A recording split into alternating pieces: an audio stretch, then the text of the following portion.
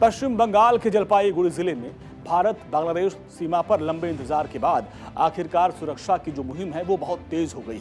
BSF ने चंगराबाद के पूर्वापाड़ इलाके में बॉर्डर पिलर चिन्हित करना शुरू कर दिया और उसको लगाने का काम भी तेज कर दिया है। नई राज्य सरकार की तरफ से जमीन हस्तांतरण करने की प्रक्रिया पूरी होने के बाद अब ये कदम आगे बढ़ा दिया गया है, जो सीमा सुरक्षा को मजबूत बनाने की दिशा में एक बड़ा बदलाव माना जा रहा है। अब कैसे घुसपैठ पर रोक लगाई जाएगी, क्या प्लानिंग है, जरा उसको आप समझिए। जलपाईगुड़ी के चांगरा बांध क्षेत्र में वर्षों से कांटेदार तार की बाड़ नहीं लगाई गई और इससे सीमा पूरी तरीके से सुरक्षित नहीं रह पाती है। अवैध आवाजाही, तस्करी और घुसपैठ की आशंका बनी रहती है, जिसके बाद अब प्रशासन और बीएसएफ की ज्वाइंट निगरानी में सर्वे का काम पूरा कर लिया गया और पिलर लगाया जा रहा है। शुरुआती चरण में करीब 1 किलोमीटर क्षेत्र को फेंसिंग के लिए चिन्हित किया गया है। नई राज्य सरकार द्वारा बीएसएफ को लगभग 75 एकड़ जमीन हस्तांतरित किए जाने के बाद यह प्रक्रिया अब और तेज हो गई है। मुख्यमंत्री शुभेंदु अधिकारी ने पहले ही कहा था कि 45 दिन के अंदर यह काम पूरा कर लिया जाएगा और यह कदम सिर्फ पिलर लगाने या फिर बाड़ खड़ी करने तक सीमित नहीं है।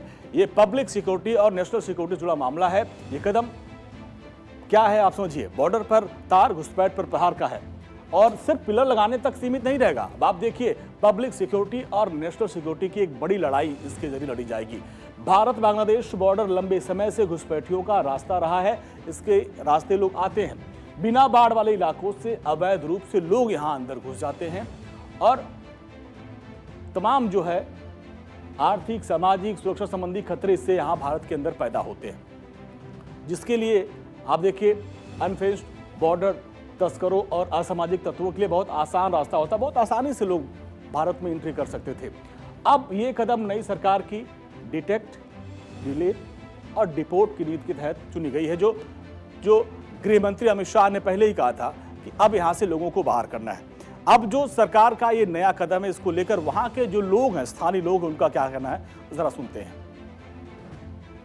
फिनिशिंग होने से बहुत अच्छा काम होगा और ये जो सरकार डिसीजन लिया है 45 दिन के अंदर पूरा फिनिशिंग का काम होगा, इससे हम लोग और बॉर्डर का जनता बहुत खुश है। मेरे को लगता है ये सिद्धांत सिर्फ ये फासिदो इलाका वो वेस्ट बंगाल के लिए नहीं है, ये पूरा देश के लिए है।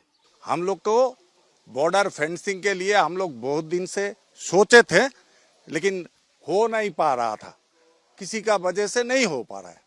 आज शुभेंदु अधिकारी जी बैठने का साथ साथ 10 दिन का अंदर वो बॉर्डर में जो लैंड ओपनिंग कर दिया, बीएसएफ को फ्री हैंड्स दे दिया, हम लोग सब ग्रामवासी एकदम पूरा आनंद से भर गया। ये बहुत खुशी का बात है, ये बहुत खुशी का बात है इसलिए क्योंकि ये जो 27 किलोमीटर सरकार ने जो लैंड बीएसएफ को लैंड हैंडओवर किया है, इससे हम राहत के सांस ले रहे हैं।